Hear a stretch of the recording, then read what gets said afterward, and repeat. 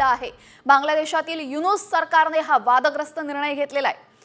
आंतरराष्ट्रीय राजकारणातून एक महत्त्वाची बातमी समोर येतेय। गेले अनेक दिवस आपण पाहतोय बांगलादेशमध्ये हिंसाचार उफाळला होता आणि त्यानंतर हिंदूंवर अत्याचार होत होते आणि त्यानंतर आता युनूस सरकारने नुकताच स्थापन झालेल्या युनूस सरकारने एक विवादपूर्ण निर्णय घेतलेला आहे। बांगलादेशमध्ये पोलीस भरतीमध्ये हिंदूंना नाकारलंय। बांगलादेशमधल्या युनूस सरकारने हा वादग्रस्त निर्णय घेतला असून 1500हून अधिक हिंदू उमेदवारांचे अर्ज नाकारण्यात आलेले आहेत।